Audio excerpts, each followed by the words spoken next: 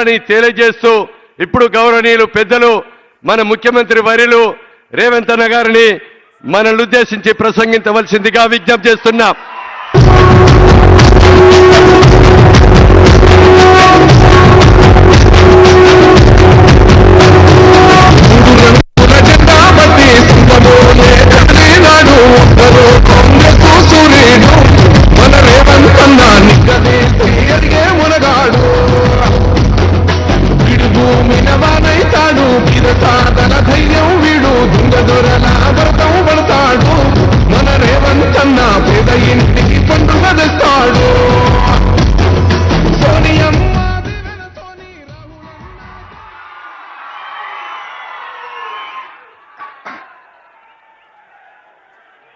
ప్రజాపాలన ప్రగతి బాట కార్యక్రమాన్ని ఏర్పాటు చేసి సభాధ్యక్షత వహించిన మిత్రులు, మీ అభిమాన నాయకుడు స్థానిక శాసనసభ్యులు గండ్రా సత్యనారాయణరావు గారు, ఈ కార్యక్రమంలో నాతో పాటు ముఖ్య అతిథులుగా విచ్చేసిన జిల్లా ఇన్ఛార్జ్ మంత్రివర్యులు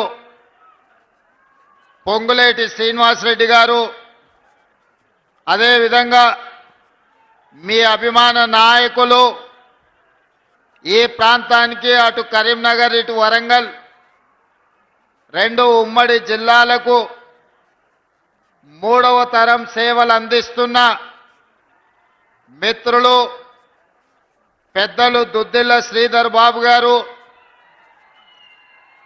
అదేవిధంగా సోదరిమణి మంత్రివర్యులు శ్రీమతి కొండా సురేఖ గారు, అదేవిధంగా మా సోదరిమణి యువ పార్లమెంట్ సభ్యురాలు, ఈనాడు వరంగల్ పేరును ఢిల్లీ స్థాయిలో గౌరవం పెరిగే విధంగా పార్లమెంట్లో ప్రజా సమస్యల్ని ప్రస్తావిస్తున్న డాక్టర్ కడియం కావ్య గారు, అదేవిధంగా మాజీ పార్లమెంట్ సభ్యులు, పబ్లిక్ సర్వీస్ కమిషన్, రాష్ట్ర finance commission chairperson Sircilla Rajaiah గారు, అదేవిధంగా సింగరేణి కార్మిక నాయకులు, కనీస వేతనాల చైర్మన్ జనక్ ప్రసాద్ గారు, అదేవిధంగా రాష్ట్ర గ్రంథాలయ సంస్థల చైర్మన్ ప్రొఫెసర్ రియాజ్ గారు, అదేవిధంగా ఐతా ప్రకాష్ రెడ్డి కార్పొరేషన్ చైర్మన్ గారు, జిల్లా పార్టీ అధ్యక్షులు యువమిత్రులు కరుణాకర్ గారు, వేదిక మీద ఉన్న పెద్దలు, వేలాదిగా ప్రజా ప్రభుత్వాన్ని ఆశీర్వదించడానికి విచ్చేసిన భూపాలపల్లి కాంగ్రెస్ పార్టీ కార్యకర్తలకు, ముఖ్యంగా మా ఆడబిడ్డలందరికీ కూడా మనస్ఫూర్తిగా ధన్యవాదాలు, కృతజ్ఞతలు తెలియజేస్తున్నా. మిత్రులారా, ఈ ఉమ్మడి వరంగల్ జిల్లాకు ఒక గొప్ప చరిత్ర ఉన్నది. ముఖ్యంగా ఈ భూపాలపల్లి మంతని ప్రాంతానికి, ఈ జిల్లాకు, ఈ రాష్ట్రానికే కాదు దేశానికే నాయకత్వం వహించి ప్రపంచంలోనే భారతదేశానికి ఒక గొప్ప వన్నె తెచ్చిన మాజీ ప్రధానమంత్రి పివి నరసింహారావు గారు ఈ ప్రాంతం నుంచే ప్రాతినిధ్యం వహించిన మీ బిడ్డ. వారి వారసత్వాన్ని, రాజకీయ విలువలను కాపాడిన కీర్తిశేషులు శ్రీపాదరావు గారు అదే మంతని శాసనసభ నియోజకవర్గం నుంచి ఈ ఉమ్మడి ఆంధ్రప్రదేశ్కు, తెలుగు ప్రజలకే నాయకత్వం వహించిన గొప్ప నాయకులు. ఈనాడు మూడవ తరం రాష్ట్ర ఐటీ పరిశ్రమల విషయంలో, శాసనసభ వ్యవహారాలలో పార్టీ ప్రతిష్టను, ప్రభుత్వం యొక్క ప్రతిష్టను ముందుకు నడిపిస్తున్న మిత్రులు దుద్దిల్ల శ్రీధర్ బాబు గారు ఈ ప్రాంతం నుంచే ప్రాతినిధ్యం వహించడం మీకు, మాకు, మనకందరికీ ఒక గర్వకారణం. ఇదే కాదు మిత్రులారా, మీకందరికీ తెలుసు 69 తొలి తెలంగాణ ఉద్యమం కావచ్చు, 2009 మళ్ళీ తెలంగాణ ఉద్యమం కావచ్చు, కాకతీయ ఉస్మానియా యూనివర్సిటీలే ముందు బాగాన నిలబడి 4 కోట్ల తెలంగాణ ప్రజల పక్షాన కొట్లాడిన చరిత్ర కాకతీయ యూనివర్సిటీ విద్యార్థులకు ఉన్నది. తెలంగాణ ఉద్యమంలో కర్త కర్మ క్రియగా మారి తెలంగాణ రాష్ట్ర సాధనలో కాకతీయ యూనివర్సిటీ విద్యార్థులు ఈరోజు తెలంగాణ సాధనలో అత్యంత క్రియాశీలక పాత్ర పోషించారు. ఆ కాకతీయ యూనివర్సిటీ ఈ ఉమ్మడి వరంగల్ జిల్లాలోనే ఉండడము ఒక గొప్ప విషయం. ఇదే కాదు, మళ్ళీ తెలంగాణ ఉద్యమంలో తెలంగాణ 4 కోట్ల ప్రజలకు ఒక గొప్ప ఆలోచనను అందించి వ్యూహాత్మకంగా ఎత్తుగడలతో తెలంగాణ రాష్ట్రాన్ని సాధించడంలో ముందు బాగాన నిలబడ్డ ప్రొఫెసర్ జయశంకర్ గారు ఈ భూపాలపల్లి ప్రాంతానికి సంబంధించిన గొప్ప వ్యక్తి, ఈ ప్రాంతానికి సంబంధించిన వారే. ప్రొఫెసర్ జయశంకర్ గారి ఆలోచన, కాళోజీ గారి ఆవేశం తెలంగాణ ఉద్యమంలో ఈ వరంగల్ కిల్లా మనకందరికీ ఆదర్శంగా నిలబడి ఈనాడు తెలంగాణ రాష్ట్రాన్ని సాధించడంలో ఈరోజు మనం విజయం సాధించినాం. ఇదే కాదు, ఈనాడు తెలంగాణ రాష్ట్రమే కాదు, పక్కనున్న ఆంధ్రప్రదేశ్ ఇతర రాష్ట్రాలలో వెలుగులు చిమ్మడానికి కారణం ఈ నల్ల బంగారాన్ని వెలికి తీస్తున్న సింగరేణి కార్మికులు ఈరోజు దేశానికి ఆదర్శం. ఈరోజు సింగరేణి కార్మికుల యొక్క శ్రమ, తమ రక్తాన్ని చెమటగా మార్చి నల్ల బొగ్గును బంగారంగా వెలికి తీసి ఈరోజు లోకానికే వెలుగులను అందిస్తున్న ప్రాంతం భూపాలపల్లి ప్రాంతం. సింగరేణి కార్మికుల యొక్క ప్రత్యేకత తెలంగాణ ఉద్యమంలో మనం చూసినాం. ఆనాడు రాష్ట్ర సాధన ఆలస్యమైనప్పుడు కేంద్ర ప్రభుత్వం మీద సీమాంధ్ర పాలకులు సమైక్య పాలనలో ఒత్తిడి తెచ్చినప్పుడు ఇక తెలంగాణ రాష్ట్ర సాధన ఆనాటి రాజకీయ పార్టీలతో అసాధ్యం అనుకున్నప్పుడు వేలాది మంది సింగరేణి కార్మికులు నడుం బిగించి పిడికిలెత్తి కొట్లాడి తెలంగాణ రాష్ట్రాన్ని సాధించడానికి కారణమైన సింగరేణి కార్మికులు ఈ ప్రాంతానికి ప్రాతినిధ్యం వహించడం మన అందరికీ కూడా గర్వకారణం అని చెప్పి నేను ఈ వేదిక మీద నుంచి చెప్పదలుచుకున్నా. మిత్రులారా, ఈనాడు మీకు అందరికీ తెలుసు, భూపాలపల్లి అనేది ఒక చిన్న కుగ్రామంగా 500-600 జనాభాతో మొదలయ్యి ఆనాడు అన్న పెద్దలు నందమూరి తారక రామారావు గారు మొట్టమొదట ఈ భూపాలపల్లిని మండల కేంద్రంగా మార్చి మొట్టమొదటి పునాది రాయి ఈ ప్రాంతంలో సింగరేణి బొగ్గు ఉత్పత్తికి ఆనాడు పెద్దలు ఎన్టీ రామారావు గారు ఇక్కడ పునాది వేయడం జరిగింది. ఇక మళ్ళీ భూపాలపల్లి వెనక్కి తిరిగి చూడలేదు. ఆ తర్వాత అభివృద్ధి పదం వైపు నడుస్తూ 600 జనాభా ఈనాడు 60,000 ఓట్లతోని జిల్లా కేంద్రంగా భూపాలపల్లి మున్సిపాలిటీగా ఈరోజు రాష్ట్రానికే వన్నె తెచ్చే ప్రాంతంగా అభివృద్ధి చెందింది. ఈనాడు మన కళ్ళ ముందల్లే చిన్న గ్రామం నుంచి జిల్లా కేంద్రంగా భూపాలపల్లి అభివృద్ధి చెందింది అనంటే ఆనాడు కాంగ్రెస్ పార్టీ చేసిన అభివృద్ధి ఈరోజు ఈ ప్రాంతం అభివృద్ధికి కారణమైంది. అయితే మిత్రులారా, నిన్న మన కొంతమంది ప్రకటనలు చేస్తున్నారు, నేను నిశ్చితంగా గమనిస్తున్నా. మేం భూపాలపల్లి జిల్లా ఇస్తే కాంగ్రెస్ పార్టీ జిల్లాను రద్దు చేస్తుందని ఒక తప్పుడు విషపు ప్రచారం చేస్తున్నారు. ఈ వేదిక మీద నుంచి మీడియా మిత్రులకు 4 కోట్ల తెలంగాణ ప్రజలకు నేను స్పష్టంగా చెప్పదలుచుకున్నా, ఏ జిల్లాలను తొలగించడం కానీ కొత్త జిల్లాలను ఇచ్చే ఆలోచన కానీ ప్రభుత్వ పరిధిలో పరిశీలనలు లేదు. ఎన్నడైనా జిల్లాలను పునర్వ్యవస్థీకరించాలి, లేకపోతే రేషనలైజ్ చెయ్యాలి అని అంటే బహిరంగంగా ప్రజలకు చెప్పి శాసనసభలో చర్చ చేసి ప్రతిపక్షాల సూచనలు తీసుకున్న తర్వాతనే జిల్లాల గురించి ఆలోచన చేస్తాం. ఎవరు ఎన్ని కుట్రలు చేసినా, ఎన్ని అపోహలు సృష్టించాలని ప్రయత్నం చేసినా భూపాలపల్లి ప్రాంతం చైతన్యవంతమైన ప్రాంతం. ఎవరు ఏ కుట్రలు కుతంత్రాలతోని ఈరోజు తప్పుడు ప్రచారం చేస్తుండ్రో పసిగట్టగలిగిన శక్తి ఈ ప్రాంత ప్రజలకు ఉన్నది. భూపాలపల్లి జిల్లా ఎక్కడికి పోదు, జిల్లా కొనసాగుతుంది. అభివృద్ధి పదం వైపు నడిపించే బాధ్యత మన ప్రభుత్వం తీసుకుంటుంది. కొంతమంది చిల్లర మల్లర ప్రచారాలు చేస్తారు. తాత్కాలికమైన రాజకీయ లబ్ధి కోసం వాళ్లకు తప్పుడు ప్రచారం చేయడం, ఈ ప్రాంతం మీద విషం చిమ్మడం తప్ప వాళ్ళు చేయగలిగిన ప్రయత్నం ఏదీ లేదు. అదేవిధంగా ఇవాళ జిల్లా విషయంలోనే కాదు, భూపాలపల్లి ప్రాంతంలో సింగరేణి గని కార్మికులు అటు ఆదిలాబాద్ నుంచి ఖమ్మం జిల్లా వరకు ఉన్న సింగరేణి పరివాహక ప్రాంతం, గోదావరి నది పరివాహక ప్రాంతంలో వేలాది సింగరేణి కార్మికుల కుటుంబాలు ఉన్నాయి. మెడికల్ అన్ఫిట్ ఏదైతే మీకు బోర్డు ఉన్నదో కాంగ్రెస్ పార్టీ ఆ బోర్డును రద్దు చేస్తుంది. భవిష్యత్తులో సింగరేణి కార్మికులకు వాళ్ళ వారసత్వ ఉద్యోగాలు కానీ మెడికల్ బోర్డు ఇచ్చే అన్ఫిట్ సర్టిఫికెట్ తోని వాళ్ళ కుటుంబ సభ్యులకు వచ్చే ఉపాధి అవకాశాలు పోతాయి. మిమ్మల్ని కాంగ్రెస్ పార్టీ మోసం చేస్తుందని కొంతమంది తప్పుడు ప్రచారం, విషపు ప్రచారం చేస్తున్నారు.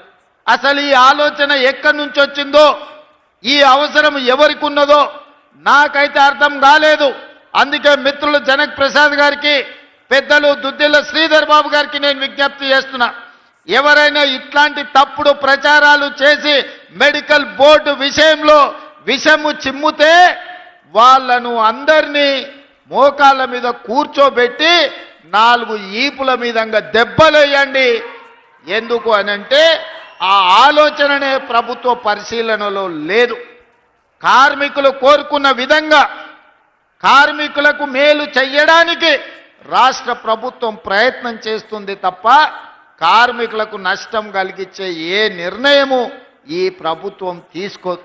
ఇవాళ ప్రజా ప్రభుత్వం అధికారంలోకి వచ్చిందంటే సింగరేణి బొగ్గు గని కార్మికులు నిండు మనసుతో పనిచేయడమే కాదు, మీరు గుండెల నిండా ఊపిరి పీల్చుకొని భుజాల మీద కాంగ్రెస్ పార్టీ జెండాను మోసిండ్రు కాబట్టి ఈరోజు ప్రజా ప్రభుత్వం అధికారంలో ఉన్నది. ఈ ప్రభుత్వం మీది మీ సమస్యల్ని పరిష్కరించే బాధ్యత ఈ ప్రభుత్వం తీసుకుంటుంది తప్ప కార్మికులకు నష్టం వచ్చే ఏ పని కూడా ఈరోజు మా ప్రభుత్వము చెయ్యదు. అదేవిధంగా డిస్మిస్ కార్మికులకు సంబంధించి 217 మంది ఉన్నారని మిత్రులు గండ్ర సత్యనారాయణరావు గారు నా దృష్టికి తీసుకొచ్చిండ్రు. ఈ సమస్యను ఏ విధంగా పరిష్కరించాలనో తప్పకుండా ప్రభుత్వము పరిష్కరిస్తుంది. అదేవిధంగా ఈనాడు గృహ నిర్మాణ శాఖ మంత్రివర్యులు వేదిక మీద ఉన్నారు, వారిని మనస్ఫూర్తిగా నేను అభినందిస్తున్నా. ఆనాడు 2004 నుంచి 2014 వరకు 10 సంవత్సరాలు డాక్టర్ వైఎస్ రాజశేఖర రెడ్డి గారు అడిగిన ప్రతి వాడికి, ఇల్లు లేని ప్రతి పేదవాడికి 25 లక్షల ఇందిరమ్మ ఇండ్లు 10 సంవత్సరాలలో కాంగ్రెస్ పార్టీ కట్టిస్తే 2014లో చంద్రశేఖరరావు గారు పిట్ట కథలు, బుర్ర కథలు చెప్పిండు. అసలు అగ్గిపెట్టె లాంటి ఇల్లు అందులో ఎట్లుంటారు? అదో ఇందిరమ్మ ఇల్లేనా? కొడుకొస్తే యాడుంటే, కొడుకు కోడలుంటే యాడుంటారు? పండుగ పూట బిడ్డ అల్లుడు వస్తే యాడవంటారు? గొర్రె పిల్లను కుక్క పిల్లను ఉంటే యాడ కట్టేసుకుంటారు. మీకు డబల్ బెడ్రూమ్ ఇల్లు ఇస్తామని దంచి మాటలు చెప్పిండు. మరి ఎవరికన్నా ఈడున్న వాళ్ళకి, ముఖ్యంగా మా అక్కల్ని అడుగుతున్నా, మీకు ఎవరికైనా డబల్ బెడ్రూమ్ ఇల్లు వచ్చిందా అక్క? మనకు మాత్రం డబల్ బెడ్రూమ్ ఇల్లు రాలే. 1000 ఎకరాలలో ఎర్రవల్లిలో ఆయనకు ఫామ్ హౌస్ వచ్చింది, 100 ఎకరాలలో ఆయన కొడుకు జన్వాడలో ఫామ్ హౌస్ వచ్చింది, 50 ఎకరాలలో ఆయన అల్లుడికి హరీష్ రావు గారికి మోయినాబాద్లో ఫామ్ హౌస్ వచ్చింది. కేసీఆర్ బిడ్డ కవితకు శంకర్పల్లిలో 25 ఎకరాల ఫామ్ హౌస్ వచ్చింది.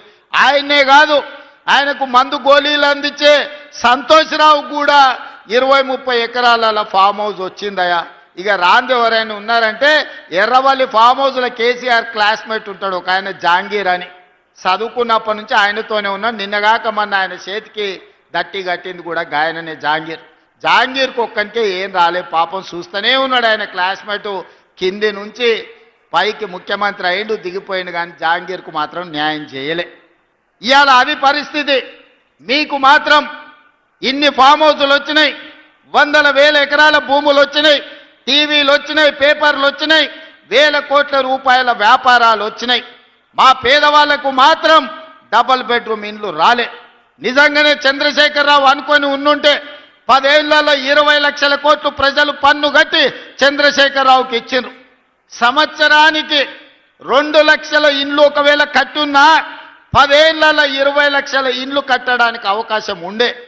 కానీ చంద్రశేఖరరావు గారు పేదల ఆత్మగౌరవం కోసం పనిచేయలే. పేదలకు డబుల్ బెడ్రూమ్ ఇండ్లు ఇవ్వాలన్న పట్టుదలకు పోలేదు. ఎందుకంటే పేదల పట్ల ఆయనకు ప్రేమ లేదు, పేదల పట్ల ఆయనకు ఎలాంటి పట్టింపు లేదు. అందుకే ఇవాళ ఏ గ్రామాల్లో కూడా డబుల్ బెడ్రూమ్ ఇండ్లు లేవు. అందుకే ఆనాడు జరిగిన ఈ భూపాలపల్లిలో నేను వచ్చినప్పుడు రైతు పోరుబాట ఇక్కడనే నేను వచ్చి చేసిన. కార్మిక పోరుబాట కార్మికుల కోసం భూపాలపల్లి నియోజకవర్గంలోకి వచ్చి పాదయాత్ర చేసిన. ఆనాడు నేను చెప్పిన, ఎన్నికల ప్రచారంలో చెప్పిన, ఏ ఏ ఊర్లలో అయితే నువ్వు డబుల్ బెడ్రూమ్ ఇండ్లు కట్టించినవో ఆ ఊర్లో మొత్తం ఓట్లు నువ్వు వేసుకో. ఏ ఊర్లో ఇందిరమ్మ ఇండ్లు ఉన్నాయో ఆ ఓట్లన్నీ మేము వేసుకుంటాం. బీఆర్ఎస్ ఓన్కి డిపాజిట్ వస్తే నేను ముక్కు నేలకు రాస్తానే ఆనాడు సవాలు విసిరిన. ఇవాళ అందుకే ప్రజలందరూ కలిసి బీఆర్ఎస్ డిపాజిట్లు గల్లంతు చేసిండ్రు రాష్ట్రంలో. అందుకే ఇవాళ తెలంగాణ రాష్ట్రంలో ప్రతి నియోజకవర్గానికి 3,500 ఇండ్ల ప్రకారం 4.5 లక్షల ఇండ్లు 22,500 కోట్ల రూపాయలతోని ఇల్లు వచ్చిన ప్రతి పేదవాడికి 5 లక్షల రూపాయలు ఉచితంగా, ఎవ్వరికి ఒక అనా పైసా లంచం లేకుండా, దళార్లు లేకుండా, మధ్యలో ఎవరికన్నా కమిషన్లు లేకుండా ఈరోజు పేదల ఖాతాలో నగదు పడుతుందంటే మిత్రులు శ్రీనివాసరెడ్డి గారు నిరంతరం పర్యవేక్షించడం వల్ల తెలంగాణ రాష్ట్రంలో 4.5 లక్షల పేదలకు మేలు జరిగింది. ఇప్పుడే మా సత్తన్న చెప్తున్నాడు, ఇంకా అవి సరిపోవు, మా మున్సిపాలిటీలో 1000 కావాలి, మా నియోజకవర్గంలో ఇంకా ఇల్లు కావాలని. చూద్దాం తప్పకుండా. ఇవన్నీ మంచిగా కట్టుకొని ఏప్రిల్ తర్వాత మళ్ళీ 2వ విడత భోజనం పెడతాం. ముందైతే నాష్ట తినుండ్రి, మళ్ళీ మధ్యాహ్నం భోజనం మంచిగా పెడదాం. మీరు టిఫిన్ తినకుండా ఈ ప్లేట్లు అట్లే పెట్టుకుంటే వడ్డించాలన్న కష్టమవుతుంది. మీకు ఇచ్చిన ఇండ్లన్నీ ఈరోజు మీరు నిర్మించుకోండి, పూర్తి చేసుకోండి. ఏప్రిల్ తర్వాత నూతన బడ్జెట్లో మళ్ళీ పేదలకు ఇందిరమ్మ ఇండ్లు ఇచ్చే బాధ్యత పొంగులేటి శ్రీనివాసరెడ్డి గారు తీసుకుంటారు. పేదల ఆత్మగౌరవం పెరిగే విధంగా మా ఆడబిడ్డలు మనస్ఫూర్తిగా మమ్మల్ని ఆశీర్వదించే విధంగా ఇందిరమ్మ ఇండ్లు 2వ విడత మంజూరు చేసి పేదల ఆత్మగౌరవం నిలబెట్టే బాధ్యత మన ప్రభుత్వం తీసుకుంటుంది అని చెప్పి నేను ఈరోజు మీకు అందరికి తెలియజేస్తున్నా. మిత్రులారా, మీరు చూసిండ్రు సరస్వతి పుష్కరాలు మంతని ప్రాంతంలో మనం నిర్వహించుకున్నాం. అద్భుతంగా లక్షలాది మంది సరస్వతి పుష్కరాలలో పాల్గొన్నారు. ఆ తర్వాత నిన్నగాక మొన్న సమ్మక్క సారలమ్మ 1000 ఏళ్లకు గుర్తుండే విధంగా ఈనాడు అద్భుతమైన కట్టడాలతోని 100 రోజుల్లోనే సమ్మక్క సారలమ్మను విస్తరిస్తే దాదాపుగా 2 కోట్ల మంది భక్తులు సమ్మక్క సారలమ్మను సందర్శించుకున్నారు. సమ్మక్క సారలమ్మకు పోయిన వాళ్ళందరూ భూపాలపల్లి ప్రాంతం నుంచే వెళ్ళడం జరుగుతుంది. ఈరోజు రామప్ప చెరువు నుంచి కూడా జంపన్న వాగులకు నీళ్ళిచ్చే కార్యక్రమాన్ని రాబోయే రోజులలో దక్షిణ కుంభమేళగా ఈరోజు మనము సమ్మక్క సారలమ్మ జాతరని నిర్వహించుకున్నాము. ఇది ఒక గొప్ప అనుభూతి. ఇందులో మా అక్క కొండా సురేఖమ్మ నిరంతరం సమ్మక్క సారలమ్మ పనులను పర్యవేక్షించి ఒక పక్కన సీతక్క, 2వ పక్కన సురేఖమ్మ, వీళ్ళిద్దరిని పొంగులేటి శ్రీనివాసరెడ్డి గారు సమన్వయం చేసి ఈరోజు దేశంలోనే తెలంగాణ రాష్ట్ర ప్రతిష్టను పెంచి సమ్మక్క సారలమ్మ జాతరను పూర్తి చేసుకొని ఈరోజు తెలంగాణ గౌరవాన్ని, కీర్తి ప్రతిష్టను వాళ్ళు పెంపొందించడం జరిగింది. ఇదే కాదు మిత్రులారా, 2027లో గోదావరి పుష్కరాలు రాబోతున్నాయి. ఆదిలాబాదులో మొదలు పెడితే ఖమ్మం జిల్లా వరకు గోదావరి పరివాహక ప్రాంతం తెలంగాణ ప్రాంతానికి వరప్రదాయిని, అత్యంత పవిత్రమైన గోదావరి జలాల పుష్కరాలు వచ్చే సంవత్సరం రాబోతున్నాయి. అందుకే ఈ వేదిక మీద నుంచి శ్రీధర్ బాబు గారికి, కొండా సురేఖమ్మ గారికి నేను సూచన చేస్తున్నా. ఆదిలాబాదులో బాసర నుంచి ఖమ్మం జిల్లాలో భద్రాచలం వరకు ప్రతి దేవాలయాన్ని గోదావరి పరివాహక ప్రాంతాన్ని పర్యాటక ప్రాంతంగా తీర్చిదిద్ది అవసరమైతే 3-4 వేల కోట్ల రూపాయలు ఖర్చైనా బాసర నుంచి భద్రాచలం వరకు ధర్మపురి నుంచి భూపాలపల్లి నరసింహస్వామి మందిరం వరకు అభివృద్ధికి కావాల్సిన నిధులనిచ్చే బాధ్యత ఈ ప్రభుత్వం తీసుకుంటుంది. పర్యాటక కేంద్రాలను ఫారెస్ట్ ప్రాంతంలో రిసార్ట్లను అభివృద్ధి చేసే బాధ్యత మన ప్రభుత్వం తీసుకుంటుంది. రాబోయే రోజుల్లో మీ ప్రాంతానికి మహర్దశ పట్టబోతుంది. బాసర నుంచి భద్రాచలం వరకు జరిగే అభివృద్ధిలో భూపాలపల్లి, మంతని, ములుగు నుంచి మొదలు పెడితే గోదావరి పరివాహక ప్రాంతాన్ని మొత్తము ఇవాళ అభివృద్ధి చెయ్యాలని మనం ఆలోచన చేస్తున్నాం. మిత్రులారా, 10 ఏళ్ళు చంద్రశేఖరరావు గారు ఉన్నారు, 12 ఏళ్ళు నరేంద్ర మోడీ గారు ఉన్నారు, 2 సార్లు కేసీఆర్ ముఖ్యమంత్రి అయిండు, 3 సార్లు నరేంద్ర మోడీ ప్రధానమంత్రి అయిండు. ఈ మున్సిపల్ ఎన్నికల్లో బీఆర్ఎస్ వాళ్ళు చెప్తుండ్రు కేసీఆర్ను చూసి ఓటేయమని, బీజేపీ వాళ్ళు చెప్తుర్రు మోడీని చూసి ఓటేయమని. నేను అడుగుతున్న మీడియా మిత్రులను, గల్లీలో మోరీ తీయాలంటే కేసీఆర్ వచ్చి తీస్తాడా? ఉన్న ఎమ్మెల్యేలకు ఆనాటి మంత్రులకే కేసీఆర్ కలిసేటోడు కాదు. భూపాలపల్లి గల్లీలో మోరీ తీయాలంటే ఆ మోరీ కేసీఆర్ వచ్చి తీస్తాడా? లేకపోతే ఓ 1,00,000 రూపాయలు సైడ్ ట్రైన్ కట్టాలంటే మోడీ ఢిల్లీ నుంచి వస్తాడా? మనం అడగనికే ఢిల్లీకి పోవాలన్నా? ఒక్కసారి ఆలోచన చేయండి. కేసీఆర్ అయినా మోడీ అయినా బొమ్మలు చూపించి ఓట్లు అడగడానికే పనికొస్తారు. నేను ఒక్క మాట మా అక్క చెల్లెళ్ళకి నేను చెప్పదలుచుకున్నా. అక్క, పెళ్లి పెద్దను చూసి పిల్లని ఇచ్చినాం అనుకో, పిల్లగాడి సంసారం చేయకపోతే ఎవరికి చెప్పుకుంటాం అక్క? అవునా కాదా? పిల్లగాడు పనికొస్తాడా పనికిరాడా, ఇల్లు నడుపుతాడా ఇల్లు నడపడా అని పిల్లగాడిని చూసి పిల్లనిస్తాం, కానీ పెళ్లి పెద్దను చూసి పిల్లనిస్తే సంసారం ఆగం కాదా అక్క? అవునా కాదా?